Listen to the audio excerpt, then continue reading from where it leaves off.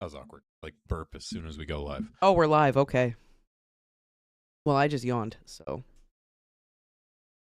All right. Great start. We're off to a great start. Back to the Christmas Carol. Back to A Christmas Carol. As they would say back in the Dickens era, poo-poo. Poo-poo. It's going to be kind of a short stream tonight, only about an hour. But we can that hour. Get some more great analogies. I mean, the story's pretty funny so far, so. Load like a bad lobster in the dark. I go back and find Yeah, that it one. was That like one. a rotting lobster in the basement or something. I gotta find a way to use that in my daily conversations. I also want to do an experiment now and get a lobster and see if they glow. Just Are they bioluminescent? leave and it I out? didn't know. it out for like 3. Yeah, See what happens. you'd be okay with that, right? I'm not. I don't know about that. Might be quite foul.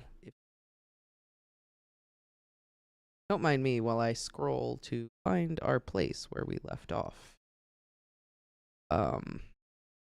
You're, On stave 3? I believe we are on maybe? stave 3, yes.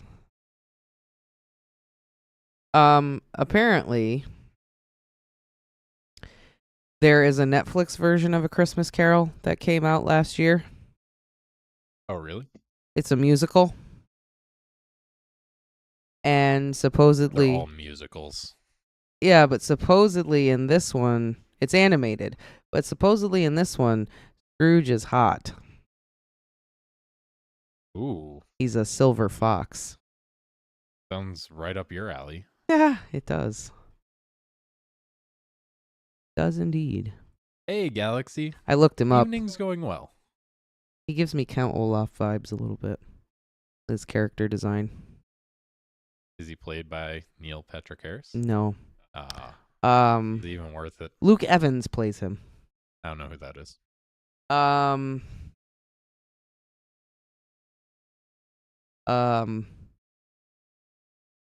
He's Brom in the Hobbit movies. Oh, okay. Yeah. Kind of remember him. He had a lot of makeup on. But Yeah, that's like the only thing. I mean, I know he's been in other stuff, but that's like the only thing I can think of off the top of my head that like I can remember is the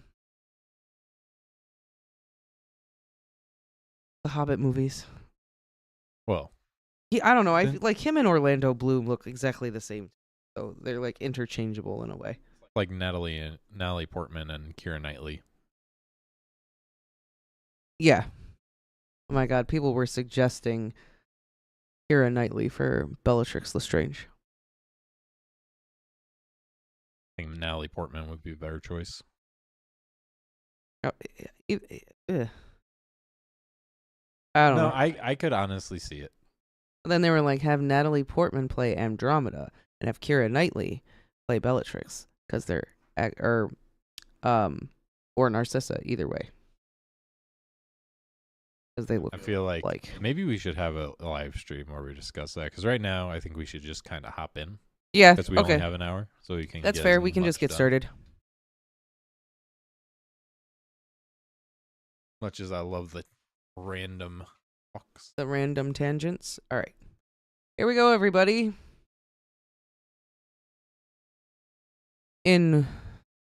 Right now. Here we go. All right. Hello, Melanie. Welcome, welcome. We're just about to start, so perfect timing. Okay. Stave 3. The second of the three spirits. Awaking in the middle of a prodigiously tough snore, and sitting up in bed to get his thoughts together, Scrooge had no occasion to be told that the bell was once again upon the stroke of 1. He felt that he was restored to consciousness in the right nick of time, for the especial purpose of holding a conference with the second messenger dispatched to him through Jacob Marley's intervention. But finding that he had turned uncomfortably cold when he began to wonder which of his curtains this new spectre would draw back, he put them every one aside with his own hands, and lying down again, established a sharp lookout all round the bed. For he wished to challenge the spirit on the movement of its appearance, and did not wish to be taken by surprise, and made nervous. Gentlemen of the free and easy sort, who plume themselves on being acquainted with a move or two, and being usually equal to the time of day, express the wide range of their capacity for adventure by observing that they are good for anything from pitch and toss to manslaughter, between which opposite extremes, no doubt, there lies a tolerably wide and comprehensive range of subjects. Without venturing for Scrooge quite as hardily as this, I don't mind calling on you to believe that he was ready for a good broad field of strange appearances, and that nothing between a baby and rhinoceros would have astonished him very much. Now, being prepared for almost anything, he was not by any means prepared for nothing, and consequently, when the bell struck 1, and no shape appeared, he was taken with a violent fit of trembling. 5 minutes, 10 minutes, a quarter of an hour went by, yet nothing came. All this time he lay upon his bed, the very core and centre of a blaze of ruddy light, which streamed upon it when the clock proclaimed the hour, and which, being only light, was more alarming than a dozen ghosts, as he was powerless to make out what it meant, or would be at, and was sometimes apprehensive that he might be at the very moment an interesting case of spontaneous combustion, without having the consolation of knowing it. At last, however, he began to think, as you or I would have thought at first, for it is always the person not in the predicament who knows what ought to have been done in it, and would unquestionably have done it too, at least I say. He began to think that the source and secret of this ghostly light might be in the adjoining room, from whence, on further tracing it, it seemed to shine. This idea taking full possession of his mind, he got up softly and shuffled in his slippers to the door. The moment Scrooge's hand was on the lock, a strange voice called him by his name and bade him enter. He obeyed. It was his own room. There was no doubt about that, but it had undergone a surprising transformation. The walls and ceiling were so hung with living green that it looked a perfect grove, from every part of which bright gleaming berries glistened. The crisp leaves of holly, mistletoe, and ivy reflected back the light, as if so many little mirrors had been scattered there, and such a mighty blaze went roaring up the chimney, as that dull petrification of a hearth had never known in Scrooge's time, or Marley's, or for many and many a winter season gone. Heaped up on the floor, to form a kind of throne, were turkeys, geese, game, poultry, brawn, great joints of meat, sucking pigs, long wreaths of sausages, mince pies, plum puddings, barrels of oysters, red-hot chestnuts, cherry-cheeked apples, juicy oranges, luscious pears, immense twelfth cakes, and seething bowls of punch that made the chamber dim with their delicious steam. In easy state upon this couch there sat a jolly giant, glorious to see, who bore a glowing torch, in shape not unlike Plenty's horn, and held it up, high up, to shed its light on Scrooge, as he came peeping round the door. "Come in!" flamed the ghost. "Come in, and know me better, man!" Scrooge entered timidly, and hung his head before the spirit. He was not the dogged Scrooge he had been, and though the spirit's eyes were clear and kind, he did not like to meet them. "I am the ghost of Christmas present," said the spirit. "Look upon me!" Scrooge reverently did so. It was clothed in one simple green robe or mantle, bordered with white fur. This garment hung so loosely on the figure that its capacious breast was bare, as if disdaining to be warded or concealed by any artifice. Its feet, observable beneath the ample folds of the garment, were also bare, and on its head it wore no other covering than a holly wreath, set here and there with shining icicles.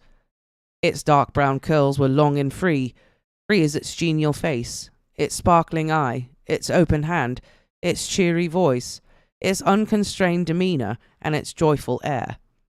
Girded round its middle was an antique scabbard, but no sword was in it, and the ancient sheath was eaten up with rust. "You have never seen the like of me before," exclaimed the spirit.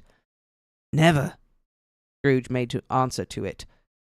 "Have never walked forth with the former younger members of my family, meaning, for I am very young, my older brothers born in these later years?" pursued the phantom. "I don't think I have," said Scrooge. "I am afraid I have not. Have you had many brothers, spirit?"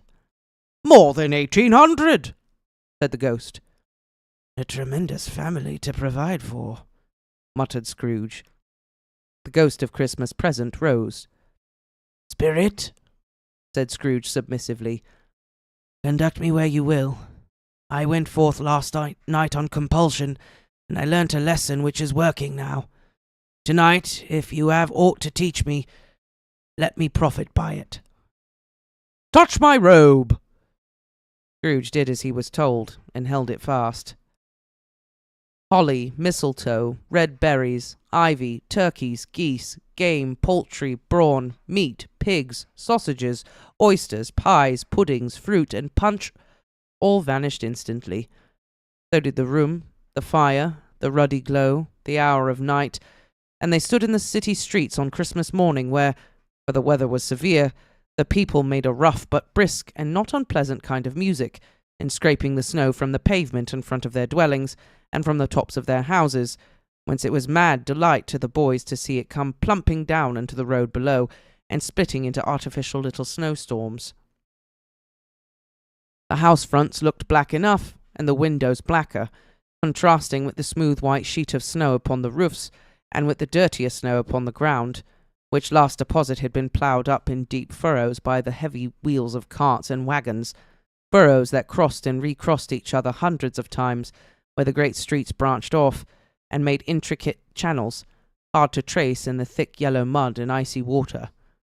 The sky was gloomy, and the shortest streets were choked up with a dingy mist, half thawed, half frozen, whose heavier particles descended in a shower of sooty atoms, as if all the chimneys in Great Britain had, by one consent, caught fire, and were blazing away to their dear hearts' content. There was nothing very cheerful in the climate or the town, and yet there was an air of cheerfulness abroad that the clearest summer air and brightest summer sun might have endeavoured to diffuse in vain. For the people who were shovelling away on the housetops were jovial and full of glee, calling out to one another from the parapets, and now and then exchanging a facetious snowball, better-natured missile far than many a wordy jest, laughing heartily if it went right, and not less heartily if it went wrong. The poulterers' shops were still half open, and the fruiterers were radiant in their glory.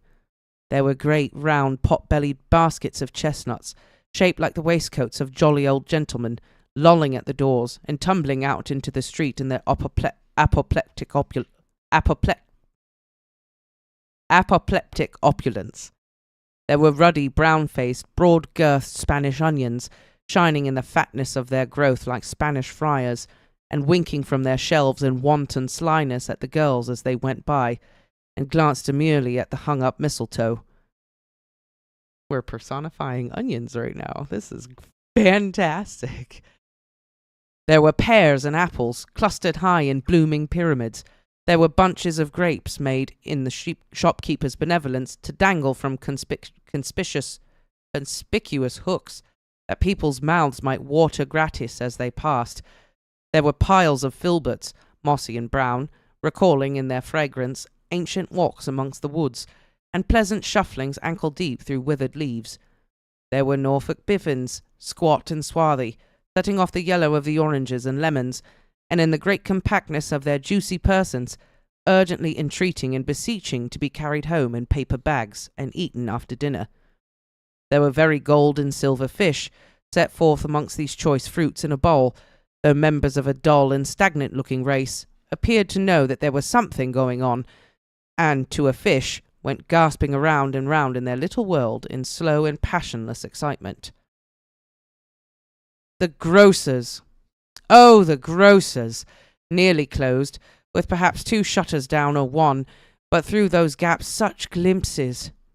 It was not alone that the scales descended on the counter made a merry sound, or that the twine and roller parted company so briskly, or that the canisters were rattled up and down like juggling tricks, or even that the blended scents of tea and coffee were so grateful to the nose, or even that the raisins were so plentiful and rare, the almonds so extremely white, the sticks of cinnamon so long and straight, the other spices so delicious, the candied fruits so caked and spotted with molten sugar as to make the coldest lookers-on feel faint and subsequently bilious. Nor was it that the figs were moist and pulpy, or that the French plums blushed in modest tartness from their highly decorated boxes, or that everything was good to eat and in its Christmas dress, but the customers were all so hurried and so eager in the hopeful promise of the day that they tumbled up against each other at the door, crashing their wicker baskets wildly, and left their purchases upon the counter, and came running back to fetch them, and committed hundreds of the like mistakes in the best humour possible, while the grocer and his people were so frank and fresh that the polished hearts with which they fastened their aprons behind might have been their own, worn outside for general inspection, and for Christmas doors to peck at if they chose. But soon the steeples called good people all to church and chapel, and away they came, flocking through the streets in their best clothes and with their gayest faces. And at the same time there emerged from scores of by-streets, lanes, and nameless turnings innumerable people, carrying their dinners to the bakers' shops. The sight of these poor revellers appeared to interest the spirit very much, for he stood with Scrooge beside him in a baker's doorway, and taking off the covers as their bearers passed, sprinkled incense on their dinners from his torch.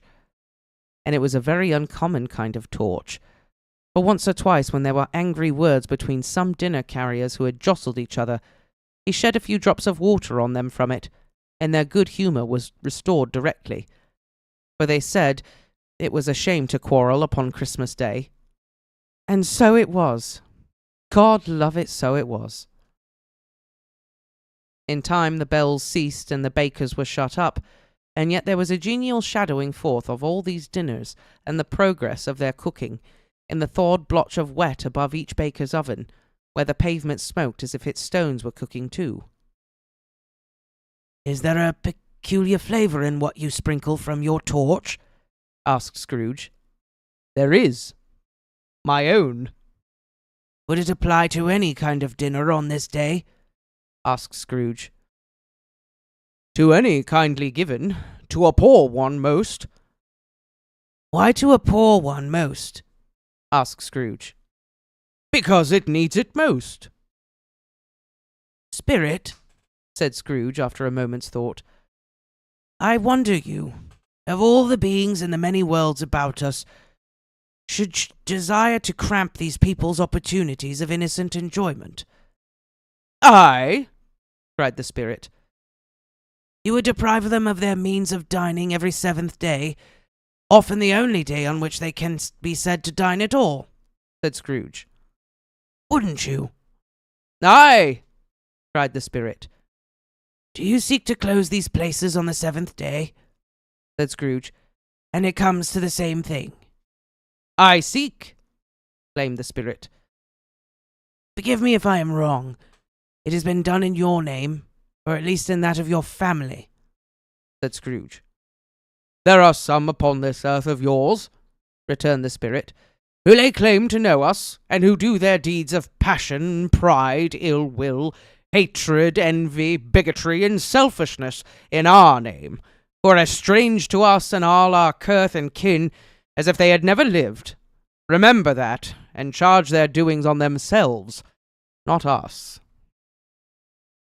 Scrooge promised that he would, and they went on, invisible, as they had been before, into the suburbs of the town. It was a remarkable quality of the ghost, which Scrooge had observed at the baker's, that notwithstanding his gigantic size, he could accommodate himself to any place with ease, and that he stood beneath a low roof quite as gracefully and like a supernatural creature as it was possible he could have done in any lofty hall. And perhaps it was the pleasure the good spirit had in showing off this power of his, or else it was his own kind, generous, hearty nature, and his sympathy with all poor men, that led him straight to Scrooge's clerks.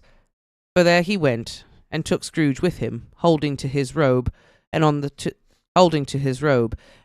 threshold of the door the spirit smiled, and stopped to bless Bob Cratchit's dwelling with the sprinkling of his torch. Think of that. Bob had but 15 bob a week himself. He pocketed on Saturdays but 15 copies of his Christian name, and yet the ghost of Christmas present blessed his 4-roomed house.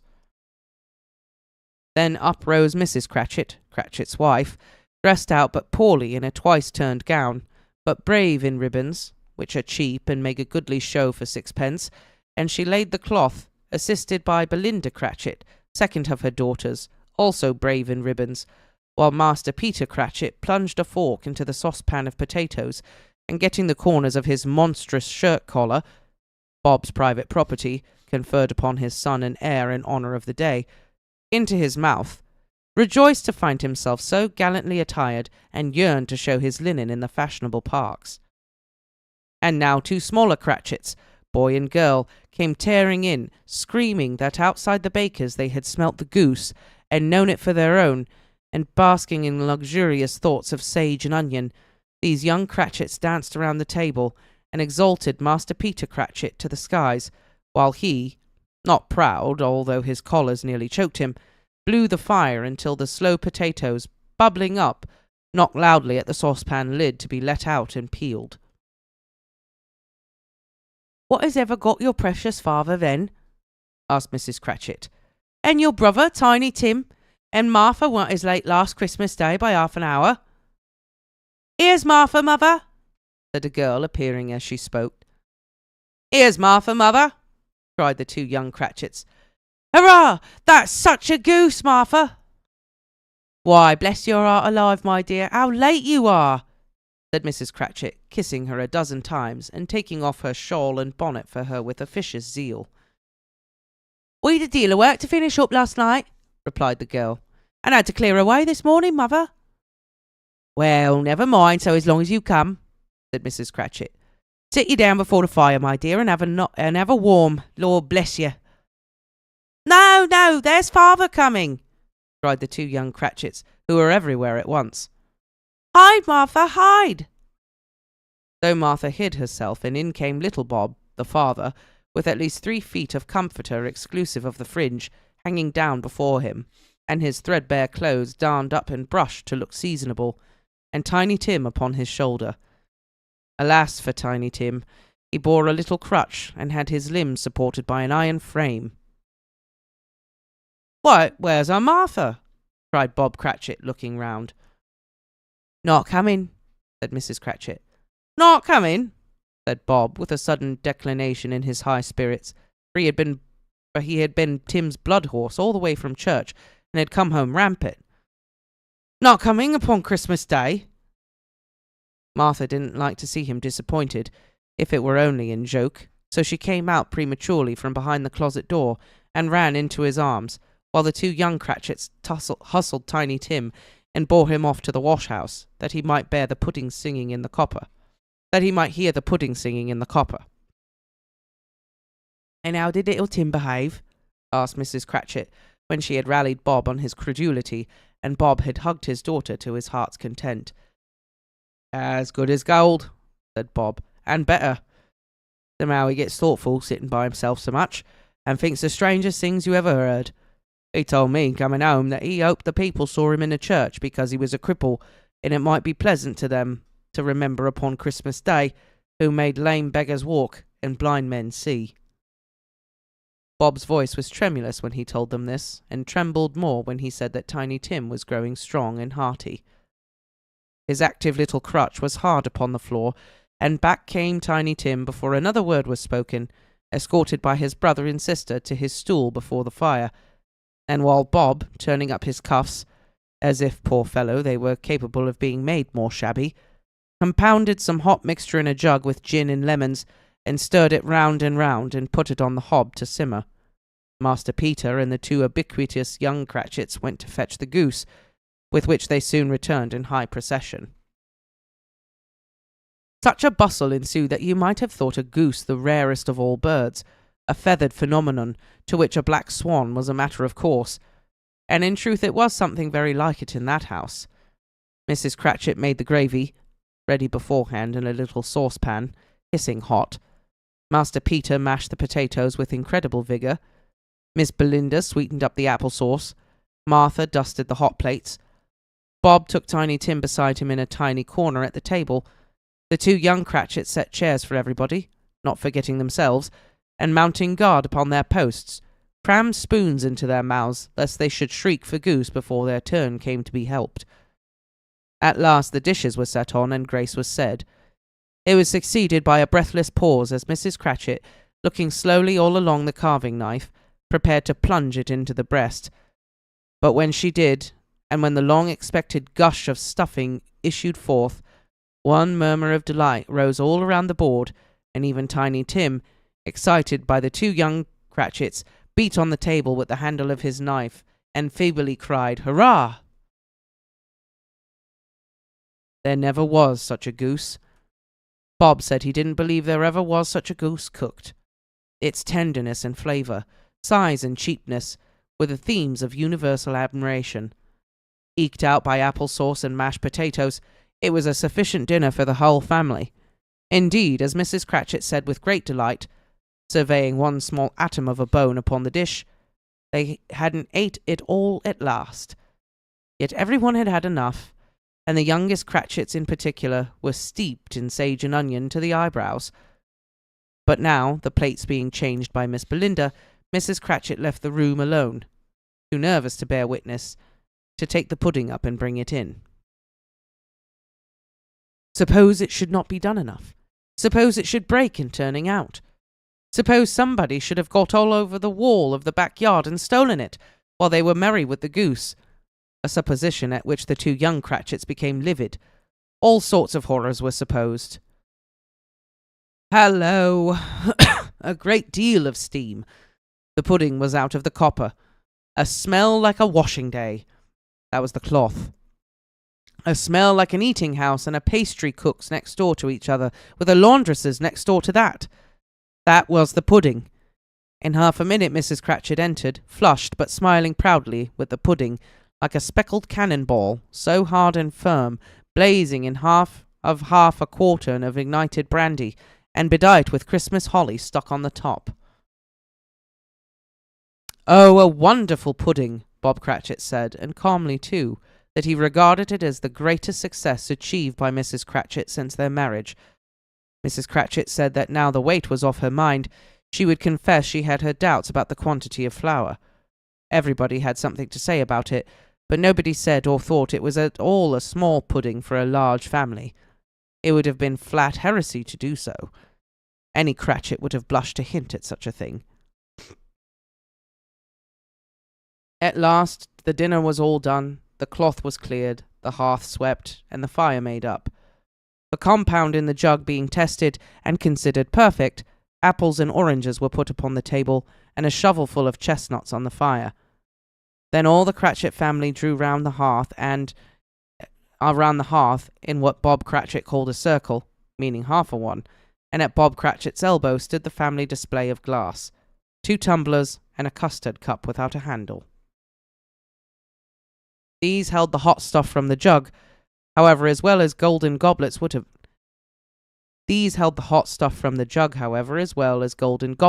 done, and Bob served it out with beaming looks, while the chestnuts on the fire sputtered and cracked noisily. Then Bob proposed, "A Merry Christmas to us all, my dears. God bless us," which all of the family re-echoed. "God bless us, everyone," said Tiny Tim, the last of all. He sat very close to his father's side upon his little stool.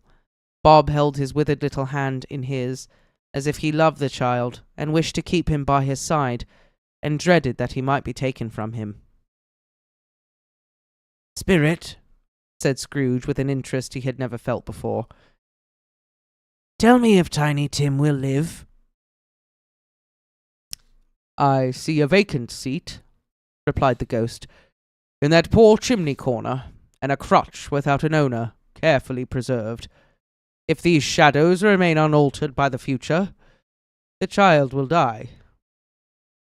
"No, no," said Scrooge. "Oh, no, kind spirit, say he will be spared." "If these shadows remain unaltered by the future, none other of my race," returned the ghost, "will find him here. What then? If he be like to die, he had better do it, and decrease the surplus population." Scrooge hung his head to hear his own words quoted by the spirit, and was overcome with penitence and grief. "Man," said the ghost, "if man you be in your heart, not adamant, forbear that wicked cant until you have discovered what the surplus is, and where it is. Will you decide what men shall live, what men shall die? It may be that in the sight of heaven you are more worthless and less fit to live than millions like this poor man's child. Oh, God, to hear the insect on the leaf pronouncing on to the too much life amongst his hungry brothers in the dust." Scrooge bent before the ghost's rebuke, and trembling cast his eyes upon the ground, but he raised them speedily on hearing his own name. "Mr. Scrooge," said Bob, "I'll give you Mr. Scrooge, the founder of the feast." "The founder of the feast, indeed!" cried Mrs. Cratchit, reddening. "I wish I had him here. I'd give him a piece of my mind to feast on, and I'd hope he had a good appetite for it." "My dear," said Bob, "the children! Christmas Day!" "It should be Christmas Day, I am sure," said she, "on which one drinks the health of such an odious, stingy, hard, unfeeling man as Mr. Scrooge. You know he is, Robert. Nobody knows it better than you, poor fellow." "My dear," was Bob's mild answer, "Christmas Day." "I'll drink his health for your sake and the day's," said Mrs. Cratchit. "Not for his. Long life to him. A Merry Christmas and a Happy New Year. He'll be very merry and very happy, I have no doubt."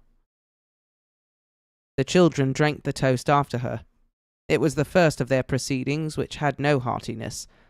Tiny Tim drank it last of all, but he didn't care twopence for it. Scrooge was the ogre of the family. The mention of his name cast a dark shadow on the party, which was not dispelled for full 5 minutes. After it passed away, they were 10 times merrier than before, from the mere relief of Scrooge the Baleful being done with. Bob Cratchit told them how he had a situation in his eye for Master Peter, which would bring in, if obtained, full 5 and 6 weekly.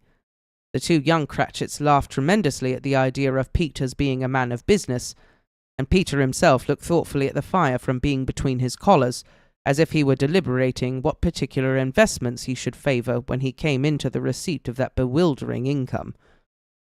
Martha, who was a poor apprentice at a milliner's, then told them what kind of work she had to do, and how many hours she worked at a stretch, and how she meant to lie abed tomorrow morning for a good long rest, tomorrow being a holiday she passed at home. Also how she had seen a countess and a lord some days before, and how the lord was much about as tall as Peter, at which Peter pulled up his collars so high that you couldn't have seen his head if you had been there. All this time the chestnuts in the jug went round and round, and by the by they had a song about a lost child travelling in the snow from Tiny Tim, who had a plaintive little voice, and sang it very well indeed. There was nothing of high mark in this. They were not a handsome family. They were not well dressed. Their shoes were far from being waterproof. Their clothes were scanty. And Peter might have known, and very likely did, the inside of a pawnbroker's.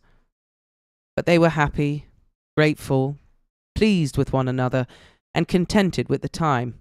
And when they faded, and looked happier yet in the bright sprinklings of the spirit's torch at parting, Scrooge had his eye upon them, and especially on Tiny Tim, until the last. By this time it was getting dark and snowing pretty heavily, and as Scrooge and the spirit went along the streets, the brightness of the roaring fires in kitchens, parlours, and all sorts of rooms was wonderful. Here the flickering of the blaze showed preparations for a cosy dinner, with hot plates baking through and through before the fire, and deep red curtains ready to be drawn to shut out cold and darkness. There all the children of the house were running out in the snow to meet their married sisters, brothers, cousins, uncles, aunts, and be the first to greet them. Here again were shadows on the window blind of guests assembling, and there a group of handsome girls, all hooded and fur-booted, and all chattering at once, tripped lightly off to some near neighbour's house, where woe upon the single man who saw them enter, artful witches well they knew it, in a glow.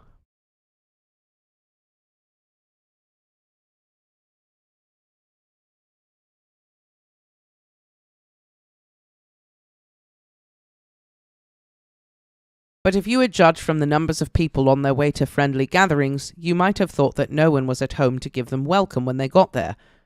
Instead of every house expecting company and piling up its fires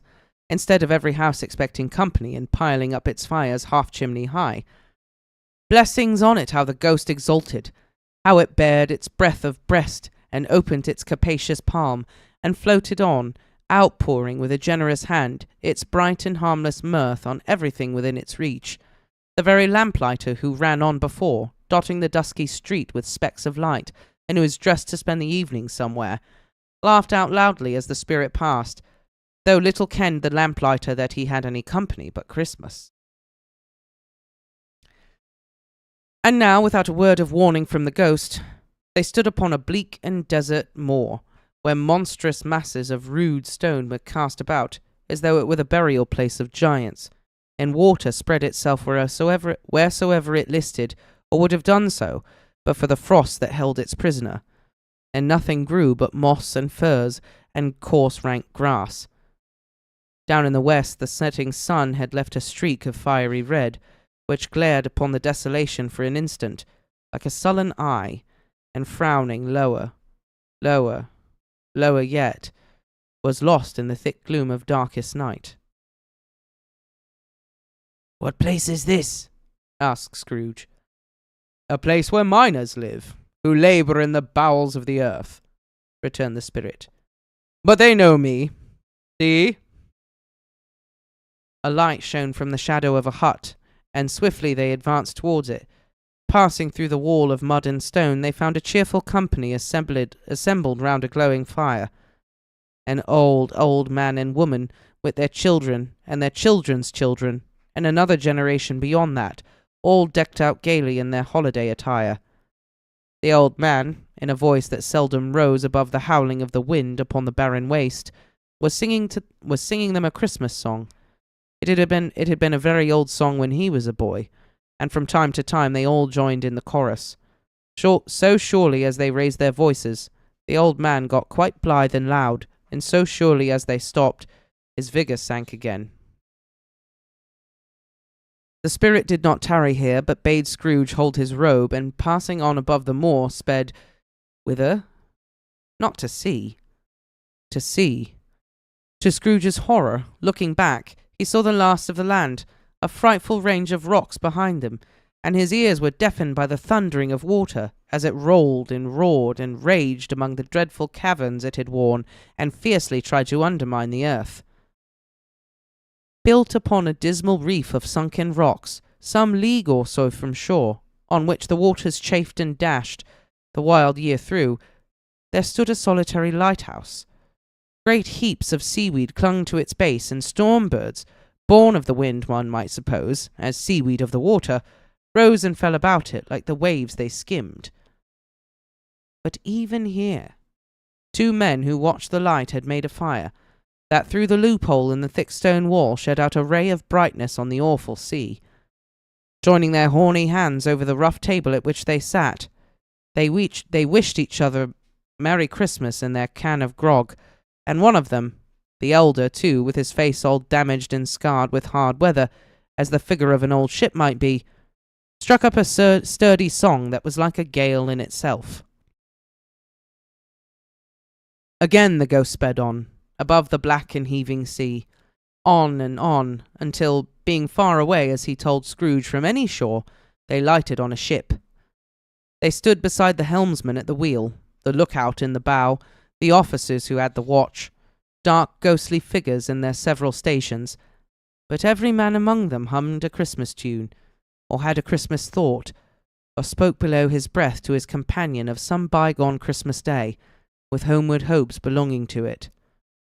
And every man on board, waking or sleeping, good or bad, had had a kinder word for another on that day than on any day in the year, and had shared to some extent in its festivities, and had remembered that he cared for at a distance, and had known that they delighted to remember him.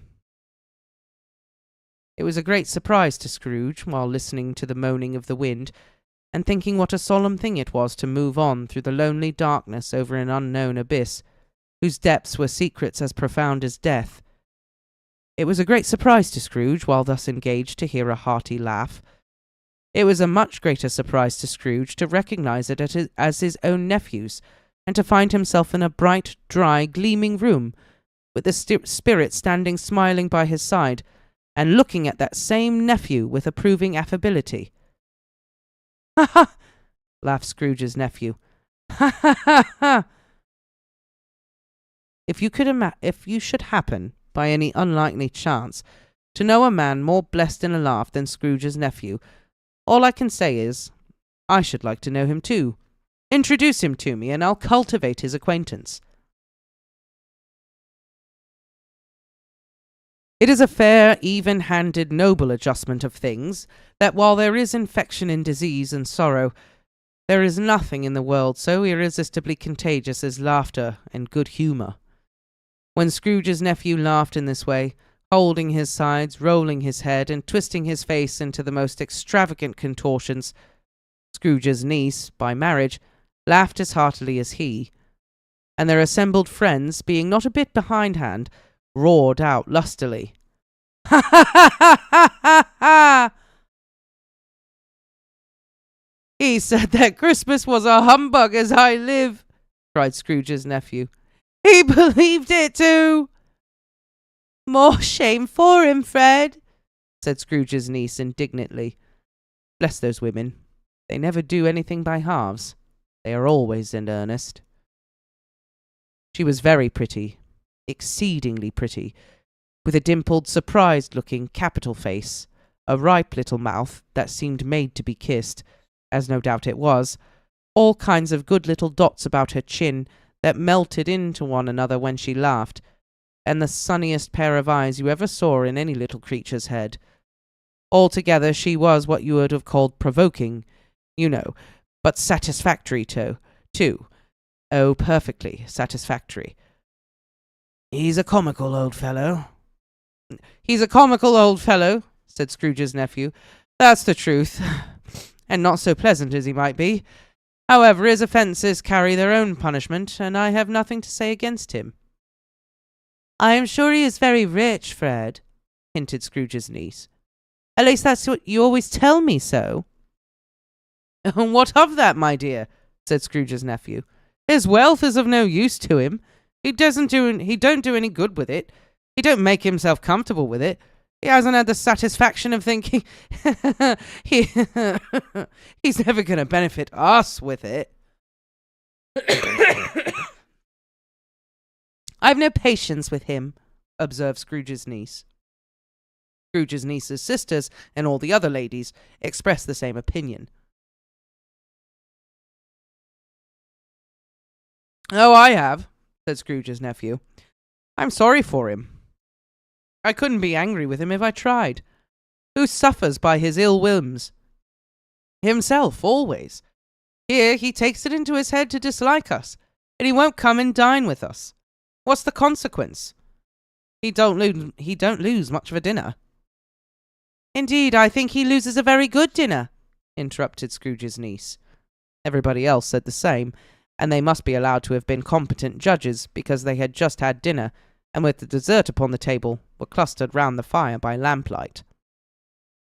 "Well, I'm glad to hear it. I'm very glad to hear it," said Scrooge's nephew, "because I haven't great faith in these young housekeepers.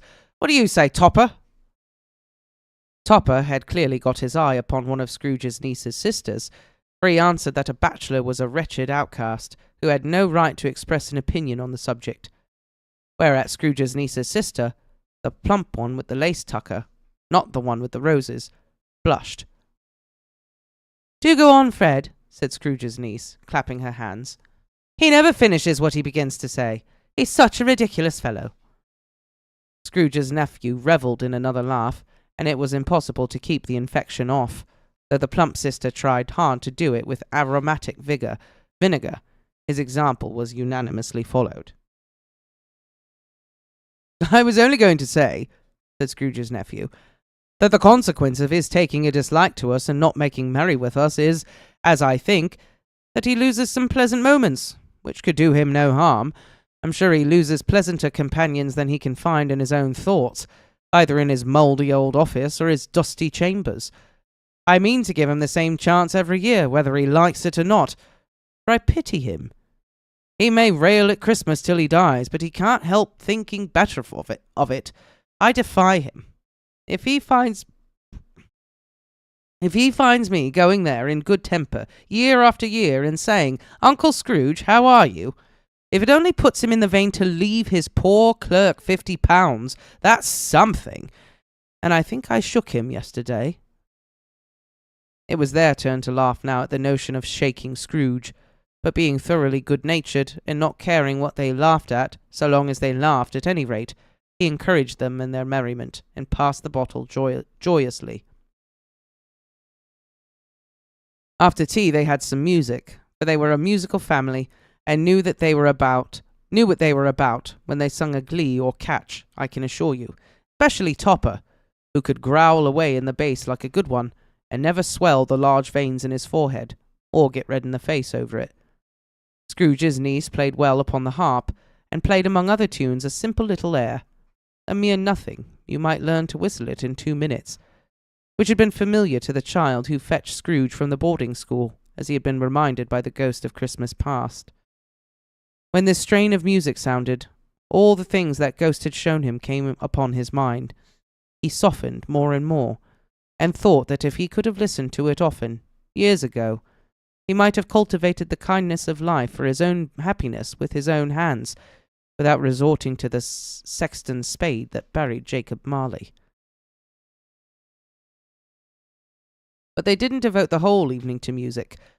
After a while they played at forfeits, for it was good to be children sometimes, and never better than at Christmas, when its mighty founder was a child himself. Stop!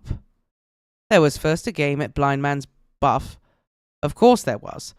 And I no more believe Topper was really blind than I believe he had eyes in his boots. My opinion is that it was a done thing between him and Scrooge's nephew, and that the ghost of Christmas present knew it. The way he went after the plump sister in the lace tucker was an outrage on the credulity of human nature, knocking down the fire irons, tumbling over the chairs, bumping against the piano, smothering himself amongst the curtains. Wherever she went, there went he. He always knew where the plump sister was. He wouldn't catch anybody else. If you had fallen up against him, as some of them did, on purpose, he would have made a feint of endeavouring to seize you, which would have been an affront to your understanding, and would have instantly sidled off in the direction of the plump sister. She often cried out that it wasn't fair, and it really was not. But when at last he caught her, when, in spite of all her silking rustlings and her rapid flutterings past him, he got her into a corner whence there was no escape, then his conduct was the most execrable.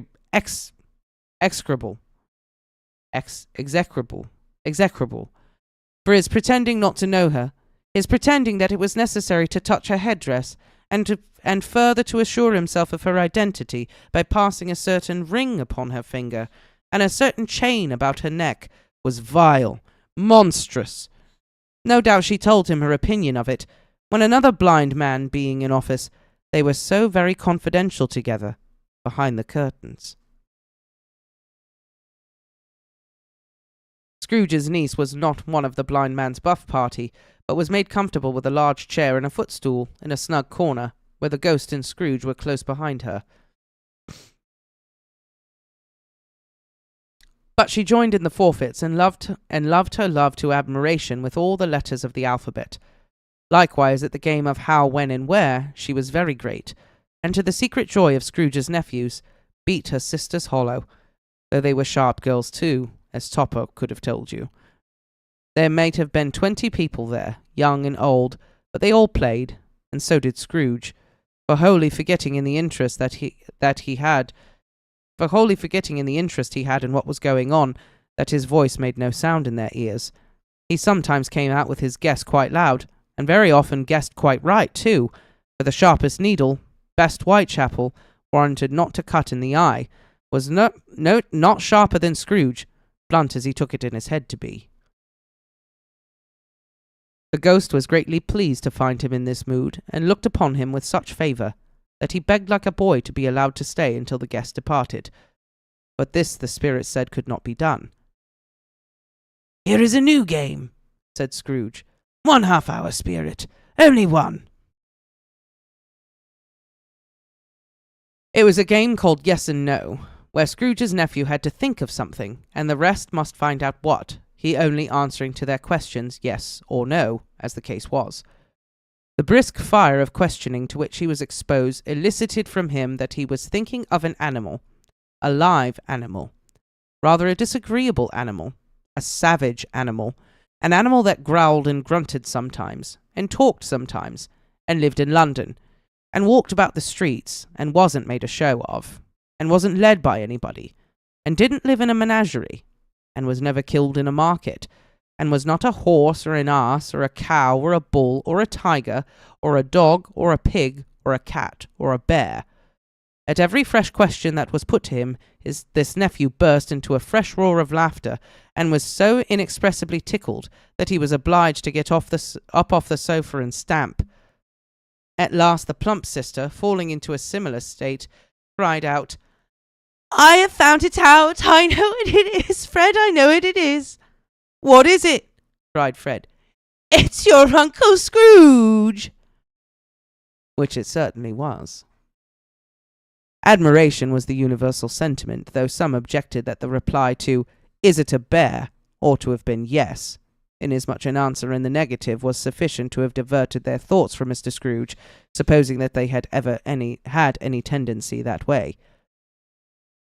"He's given us plenty of merriment, I am sure," said Fred, "and it would be ungrateful not to drink to his health. Here is a glass of mulled wine ready to our hand at the moment, and I say, Uncle Scrooge." "Well, Uncle Scrooge," they cried. "A Merry Christmas and a Happy New Year to the old man, wherever he is," said Scrooge's nephew. "He wouldn't take it from me, but may he have it nevertheless. Uncle Scrooge." Uncle Scrooge had imperceptibly become so gay and light of heart that he would have pledged the unconscious company in return, and thanked them in an inaudible speech, if the ghost had given him time. But the whole scene passed off in the breath of the last word spoken by his nephew, and he and the spirit were again upon their travels. Much they saw, and far they went, and many homes they visited, but always with a happy end. The spirit stood beside sick beds, and they were cheerful; on foreign lands, and they were close at home; by struggling men, and they were patient in their greater hope; by poverty, and it was rich; in almshouse, hospital, and jail; in misery's every refuge, where vain man in his little brief authority had not made fast the door, and barred the spirit out, he left his blessing, and taught Scrooge his precepts. It was a long night, if it were only a night, but Scrooge had his doubts of this, because the Christmas holidays appeared to be condensed into the space of time they passed together. It was strange, too, that while Scrooge remained unaltered in his outward form, the ghost grew older, clearly older. Scrooge had observed this change, but never spoke of it until they left a children's 12th night party, when, looking at the spirit as they stood together in an open place, he noticed that its hair was grey. "Are spirits' lives so short?" asked Scrooge. "My life upon this globe is very brief," replied the ghost. "It ends tonight." "Tonight?" cried Scrooge. "Tonight at midnight. Hark! The time is drawing near.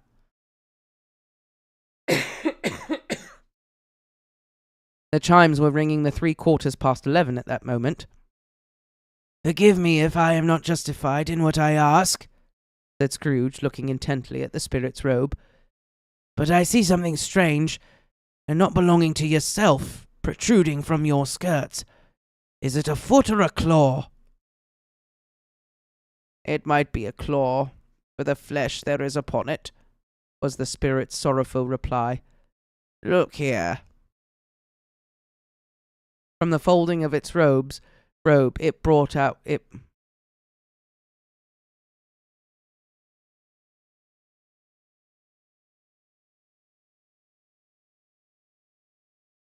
From the folding of its robe, it brought 2 children, wretched, abject, frightful, hideous, miserable. They knelt down at its feet and clung upon the outside of its garment. "Oh, man, look here! Look down here!" exclaimed the ghost. They were a boy and girl, yellow, meagre, ragged, scowling, wolfish, but prostrate too in their humility. Where graceful youth would have filled their features out and touched them with its freshest tints, a stale and shriveled hand, like that of age, had pinched and twisted them and pulled them into shreds. Where angels might have sat enthroned, devils lurked and glared out menacing. No change, no degradation, no perversion of humanity in any grade, though all the mysteries of wonderful creation, as monsters half so horrible and dread.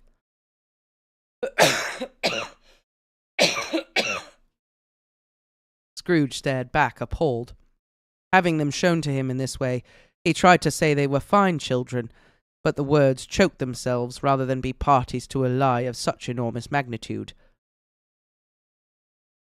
"Spirit, are they yours?" Scrooge could say no more. "They are man's," said the spirit, looking down upon them, "and they cling to me, appealing from their fathers. The boy is ignorance. This girl is want. Beware them both, and all their degree. But most of all beware this boy, for on his brow I see that written which is doom, unless the writing be erased." "Deny it!" cried the spirit, stretching out its hand towards the city. "Slander those who tell it ye.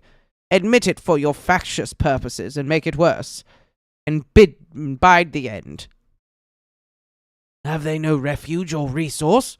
cried Scrooge. "Are there no prisons?" said the spirit, turning on him for the last time with his own words. "Are there no workhouses?" The bell struck 12. Scrooge looked about him for the ghost and saw it not. As the last stroke ceased to vibrate, he remembered the prediction of old Jacob Marley, and lifted up his eyes, beheld a solemn phantom, draped and hooded, coming, like a mist along the ground, towards him.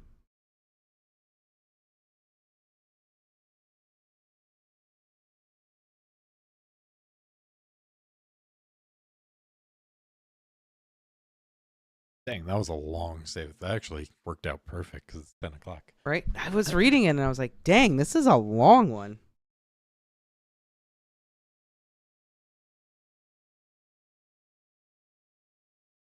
Hello, Veronica. PC. Oh, I've thank never you saw that for one. popping in. So, We watched Muppets Christmas Carol the other day. Oh, me and Mona did. wow. What? You watched it without me? Yeah. That's rude. I thought you saw it before. I haven't seen it in so long. Oh. Yeah. You hear this? Oh my god. Y'all are rude. Yeah, that's my my comfort Christmas Carol movie for sure. Whatever, I guess I'm gonna watch the bad Netflix musical with the hot Scrooge without you guys. You promise? Yeah. Can't believe Just you. saying I don't know. That doesn't seem like a punishment to me. Whatever. As far as the stave goes though, I gotta say, Charles Dickens puts George R. R. Martin to shame with the food descriptions. I feel like, yeah, the food. was- Oh my god. I'm There is full and I was so getting much. hungry. There was so much there. Melanie watched Muppets today. Oh, nice. Can't believe you watched it with us. It's always good. That's terrible. You guys are gonna make me watch Home Alone. That's the Christmas movie I'm gonna end up watching with you guys. Ugh. What's the matter with that? I have seen that movie so many times. So have I. I still like it. I don't know. It was never one of my favorites to begin with. I mean, it's okay. I don't know. I really liked this. I like Harry and Marv. They're my favorite part. That's everyone's favorite part. You kidding me? Just anyway. Whatever. Yeah. Whatever. Christmas Carol. Also, the goose. I've never had a goose for. I bet it tastes like duck. I bet it's not that great. Yeah, I've had goose before. Oh, did you like it? Or did it taste like duck? Pretty much tastes like that. So you have to cook it right. Well, the difference is it was very gamey. I've never had a wild duck, Oh, but this was a wild goose. okay. So it's so hard to tell, but it was Fair. the duck you buy at the store was like fattier, but it might be because the goose was wild that it was like leaner. It's still very fatty, but it was good. I liked it.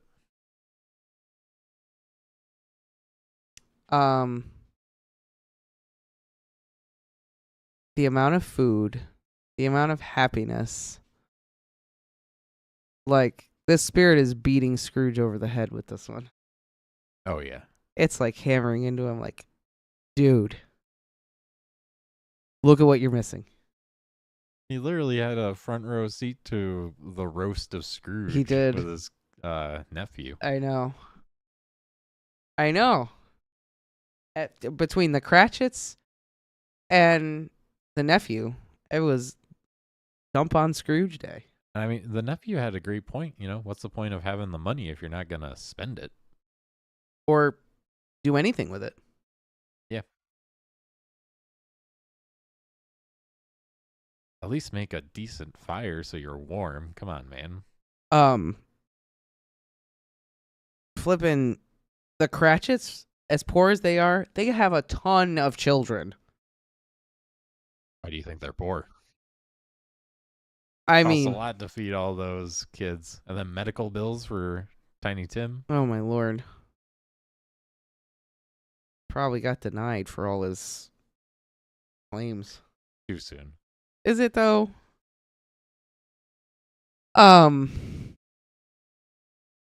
There was a lot of food. That's my hot take reaction, right? A lot of food. Yeah. Well, I mean, they were talking about, especially in this time, like, we think about it. We just go to the store, get some food, have all that. But back then, it was like they were eating porridge every day, and Also, wait they a only second. had meat like a few times a month. Were the kids drinking alcohol? Because I'm pretty sure the kids were drinking alcohol. Can't remember. They said they made a drink. The Cratchits made this like drink, and they all did a toast. Well, I mean, I can't remember what year it was, but I mean, at a time, like, yeah, everyone drank alcohol because it was the best way to, like, get liquid that wasn't possibly infused Contaminated. with parasites. Yeah. I remember reading a thing about, like, the history of coffee, and, like, coffee came in, and there's a lot of debate on the effects of coffee on our productivity, because we saw a huge increase in productivity when we started switching to coffee, but we also switched to coffee from drinking beer in the morning. Yeah, I feel like that's just from not being drunk by 10 a.m. Exactly. But yeah, they said they were making it out of gin and something else. Yeah, I mean, it's the thing. Like, I know in Italy, like, they give, like, their kids, like, watered down wine. Yeah. Oh, yeah. For like when they have dinner and stuff. Yeah.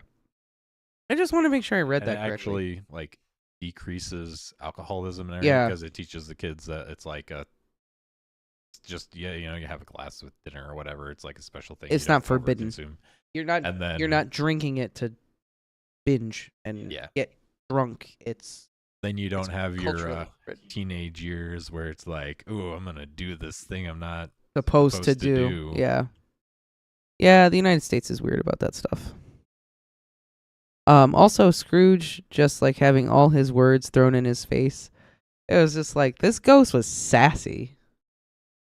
Yeah. Like sassy Hagrid in a bathrobe. Hagrid in a bathrobe. I can picture that. And, he has his little like buckbeak water toy. Just Scrooge being like, oh well, what'll happen to so and so? What about these kids? And the ghost is like, well, they could just go to the workhouse, couldn't they? What do you think prisons are for? Bah humbug. And Scrooge is just like, oh my God, I'm such an asshole. Jesus Christ, did I say that? The Tiny Tim thing. Oh, I'll decrease the population. Yeah. Scrooge is just like, oh. Like that meme. Did I say those words out loud or were they in my head? Ooh.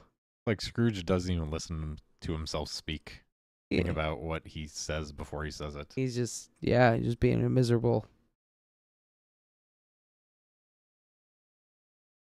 The lighthouse scene. All I could think about was the movie, The Lighthouse.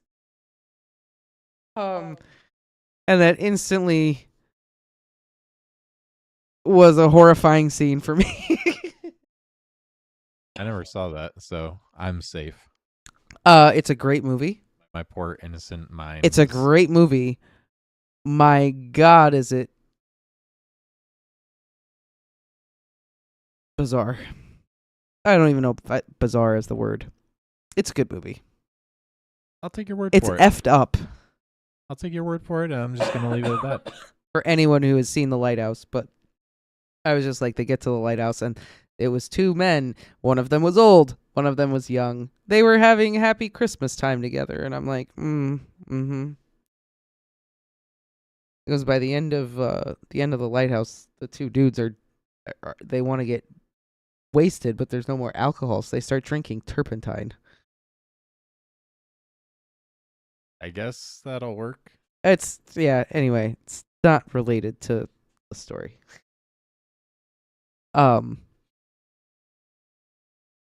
I feel like this is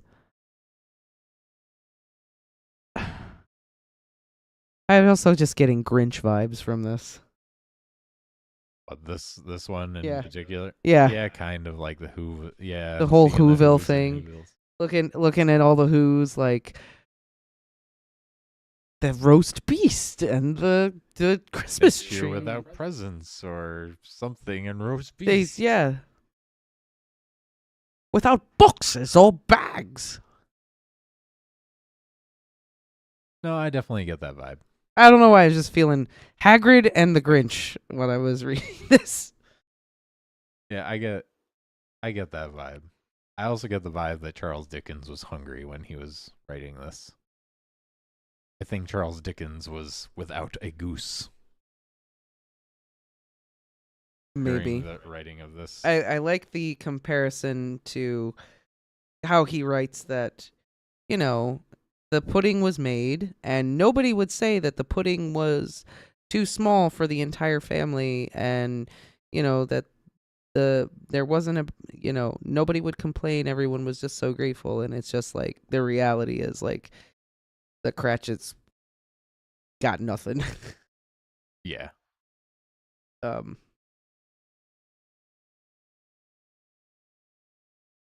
15 shillings a week is insanity. I don't know how anyone lives on that, especially if they got, what is it? They got Peter, Martha, Tiny Tim, and then the other 2. They got Yeah. 5 children. 3 shillings a piece. Make it work. What is Mrs. Cratchit doing all day? She's got to be working too, right? Gotta take care of the kids. Yeah, well. Again. Do they not go to no, I guess they wouldn't be going. Would they not be going to school at this point? I don't know. I don't. God, I don't know about this time period. I remember reading things about Victorian England, and like I know like kids would go to the workhouses, and those were like awful places. 6 children. Okay, see, I was forgetting somebody. Okay, even worse, they have 6. Jesus Christ. I sound like Scrooge. Shut up. I just want to say, you can't afford it. Stop. Like, stop.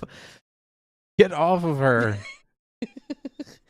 Like, maybe this is a wild take, but I understand that it's supposed to be all about, see, even these people who have nothing are so grateful for what they have, and Scrooge, you should really pay this man more. But also, you don't need to have 6 children when you make 15 shillings a week. You can't afford it. He thought he was going to be making more. Oh, I'm working for Scrooge. He's one of the biggest money lenders in the country. I'm going to be raking in so much dough. Minimum wage.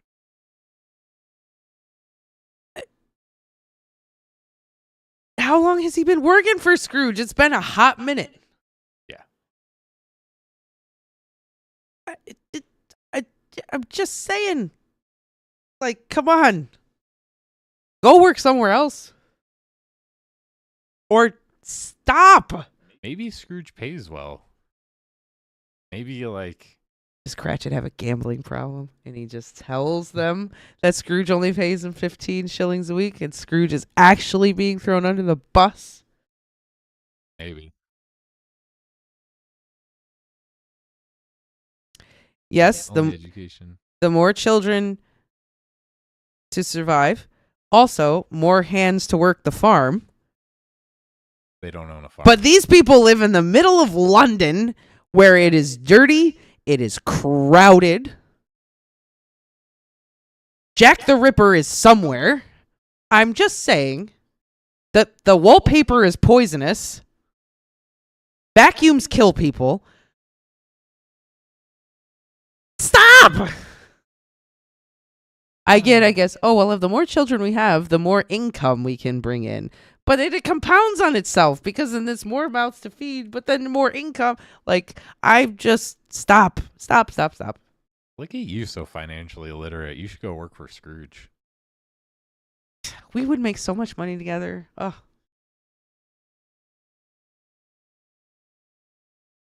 Maybe, see, this whole lesson we were supposed to learn, and I'm sitting here just being...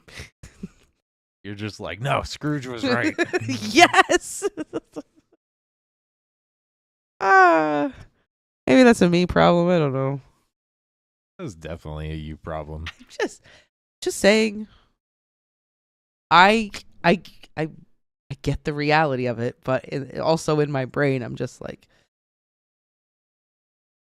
stop having children. And yeah, apprenticeship was the only education that poor people had access to. I see. Okay. Yeah. I was going to say, you could go to the workhouse and stuff. I didn't think that there was actually like school. Not yet, anyway. You go work in a factory once you got to be a certain age. Well, there was school, but not for the poor kids. Yeah, no, that's what I'm talking about. What else? Also, what's in the flour? Drywall in the flour? Yeah. There's drywall in that pudding that they ate. You don't know that. Maybe they spent extra for the good stuff. I don't know. I don't know. I don't know. What extra? I don't think Scrooge gives out Christmas bonuses. No, he gave him extra because his nephew came in.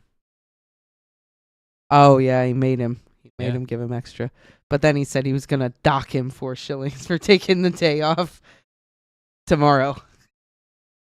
Did he? I thought Yeah, he he just said he was said gonna, they like- had to come in an hour early. I don't know. He wasn't going to. I thought he was going to dock his pay, make him come in an hour early. Whatever. I don't agree with those practices, Mr. Scrooge. Those are bad practices. I would have quit. And what, bring in no shillings? Without another job lined up. No, are you crazy? I would have been applying. No birth control? No. Not.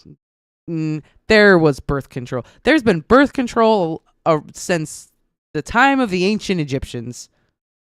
However, this is Victorian England, so they probably were like, I must keep procreating because God says so.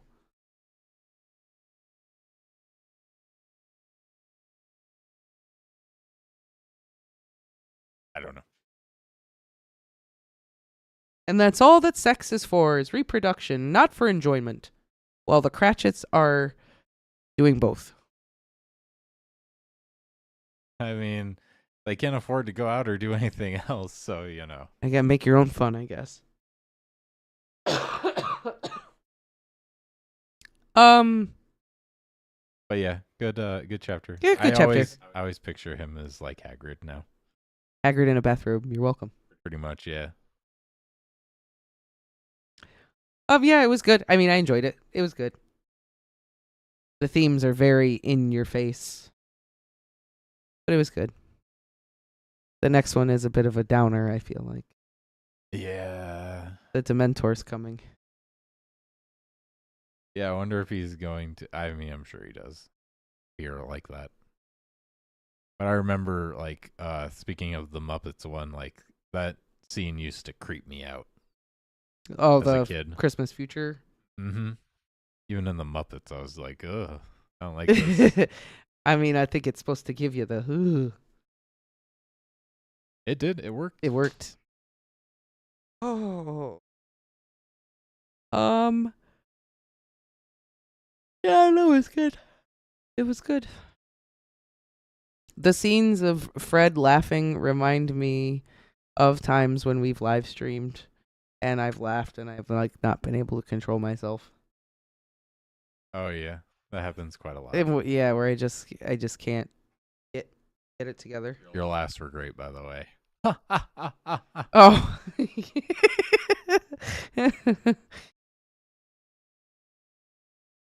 London was a hard, dirty city. Oh, it was. Yeah, whenever I see anything about the Victorian era and they talk about London, the Thames being like full of shit, vacuums being murderous, poisonous wallpaper, poisonous clothes, Poisonous hats. I just think, I mean, I understand why people lived in London because things for farmers and whatever else were like not great either. But I'm just sitting here going, no. Oh, sounds awful. Sounds so awful. Borax in the baby formula, the baby milk. Builds character. Puts hair on your chest. And collapses spines. There's always a trade-off. I suppose. Pros and cons, right? Everything has its price. Yeah. Well, on that note, I know you have stuff to do. I do have things to do. So, unfortunately, this did have to be a short stream. Let me see. We got Christmas is coming up, so... We have 2 more staves. What we can do is Saturday night. Can finish up Saturday night. Would we be down to finishing this lovely Christmas tale this Saturday? I think that sounds good because I feel like the last Spirit wasn't that long. I don't know. I mean, I can take a quick peek. Because the way I remember it, I do think it's like he's pretty fast. basically going to go and look at his grave. No, it's pretty long. Okay. More happens in this one. Usually it's just Oh my God. like It's- taking him to see his grave, and that's like it. Yeah, But yeah, it's pretty long. last Dave, just the end of it. Yeah. The last one is pretty short, but the fourth is actually pretty long. So, All right. we'll see. Well- I mean, let's try to finish it Saturday night. Yep. We will see you guys Saturday night Yes. to finish up A Christmas Carol. Alrighty, everybody. Who knows? If we finish up that early, we might have time to read another like short Christmas story or something like That's that. true. We'll All see. right. See y'all Saturday. Take care, everyone. Have a lovely evening, everybody.